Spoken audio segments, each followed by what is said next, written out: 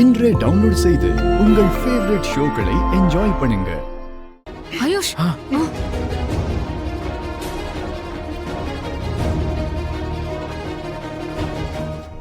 என்ன விட்டு கொஞ்சம் அமைதியா இருங்க.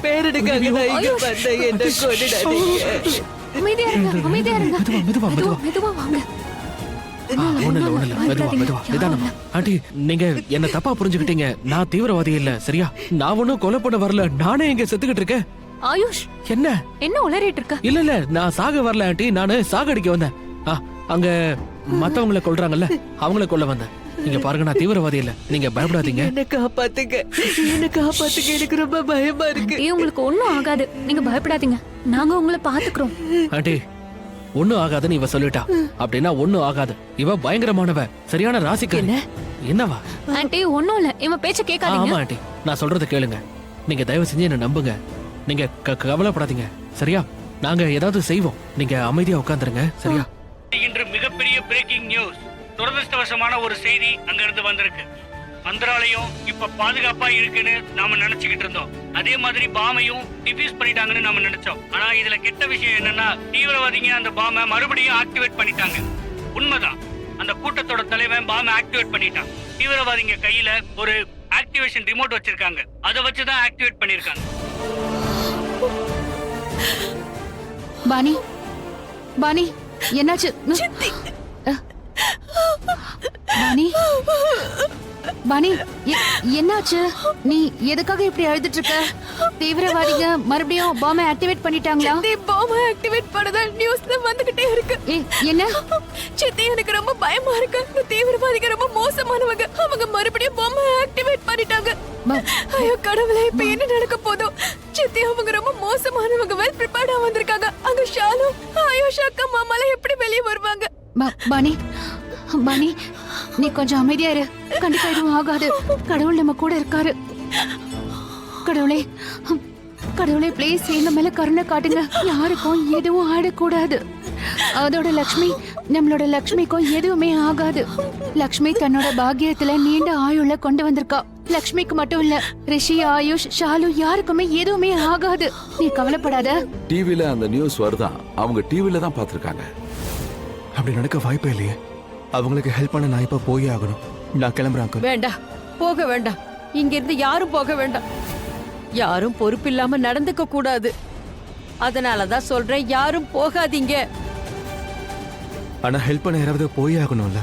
இல்ல விக்ராந்த், ஏற்கனவே அவங்க மாட்டி இருக்காங்க. நீயும் கூட போக வேண்டாம். வேணாப்பா, யாரும் போக வேண்டாம். கடவுளே, நீங்க தான் காப்பாத்தணும்.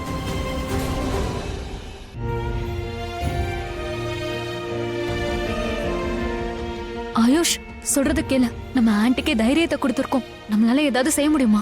ஏன் நம்மளால செய்ய முடியாது? நீ ஒரு பட்டிக்காடு, நான் சிட்டிக்காரன். பாட்டைய கலப்பலாம். எதுக்கு டென்ஷன் ஆவற? நான் பட்டிக்காடு இல்ல. சரி, அப்ப யாரு? மேடம் என்ன மகாராணியோ? நீ என்ன இந்த ஊரோட ராஜாவா? இல்ல, நான் ராணியோட ராஜா. ஏய் ஷாலு, நீ என்ன பண்ணிட்டு இருக்க? சிச்சுவேஷனை பாரு, நிலைமைய பாரு.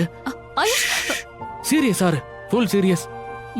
ஒரு நிமிஷம். No bad words. No stress ஆகாத.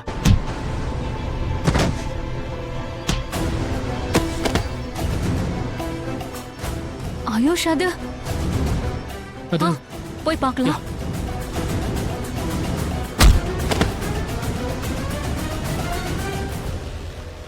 உனக்கு என்னுடைய பவர் தெரியாத, ஆனா ஒரு விஷயம் உனக்கு தெரிஞ்சிருக்கும்.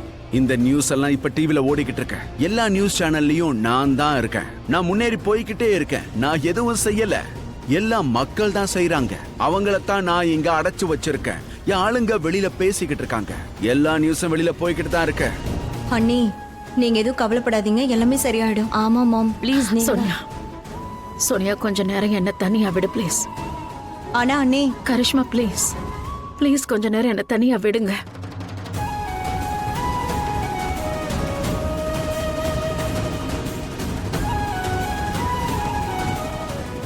ரிஷியோட உயிருக்கு ஆபத்து இருக்கான்னு ஜோசியருக்கு உடனே போன் பண்ணி கேட்கணும்.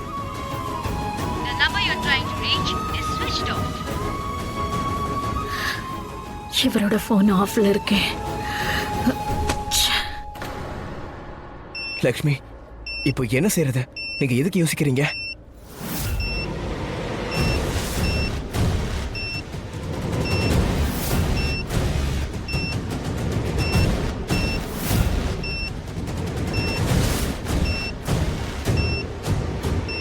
வேண்டாம் லக்ஷ்மி இப்படி செய்யாதீங்க.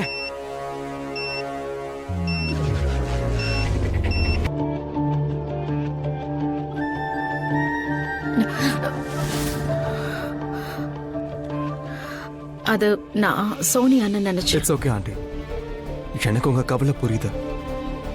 ஆனா தனியா இருந்து கவலைப்பட்டீங்கன்னா கவலை அதிகம் தான் ஆகும், நிச்சயமா குறையாது. சந்தோஷத்தை பகிர்ந்தா அது அதிகமாகும், அதோட துக்கத்தை பகிர்ந்தா கம்மியாகும். அப்ப நீங்க ஏன் தனியா இருக்கீங்க? என்ன 3வது மனுஷனா பார்த்து நீங்க எதையுமே என்கிட்ட பகிர்ந்துக்க மாட்டேங்கிறீங்க. ஆண்டி நீங்க கவலையப்படாதீங்க, எல்லாம் சரியாயிடும்னு என் மனசு சொல்லுது. உங்க ஃபேமிலி மெம்பர்ஸ் எல்லாருமே, ரிஷி, ஷாலு, ஆயுஷ், லக்ஷ்மி எல்லாருமே திரும்ப வந்துருவாங்க. அவங்களுக்கு எதுவும் ஆகாது. அப்புறம் இன்னொரு விஷயமும் கேள்விப்பட்டேன், லக்ஷ்மி இருக்க இடத்துல கெட்டது நடக்கவே நடக்காதான். எல்லாம் சரியா தான் இருக்குமா? சோ நீங்க எது கவலைப்படுறீங்க? அவ இருக்கிறதால தான் இதெல்லாம் நடக்குது. அந்த தரித்திரம் பிடிச்சவங்க இருக்கிறது தான் பெரிய பிரச்சனையே. அங்கதான் என்னோட ரிஷியும் இருக்கான். அதோட இன்னைக்கு லக்ஷ்மி இருக்கிற இடத்துல மரணம் இருக்கு. அதனாலதான் ரிஷியோட உயிருக்கும் ஆபத்து வந்திருக்கு. அதுதான் நடக்குது. ரிஷி அங்க போகிறதாவே இல்ல, ஆனா லக்ஷ்மி அங்க இருந்ததுனால இவனும் அங்க போயிட்டான். அதால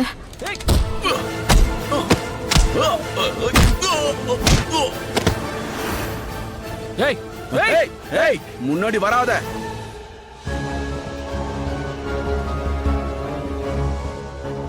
தயாசாகர், இப்ப நீ செத்தடா.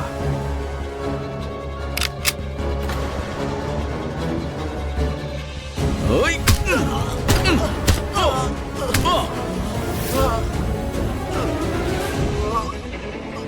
Sir sir sir sir sir ஓ ச்சே ச்சே சார்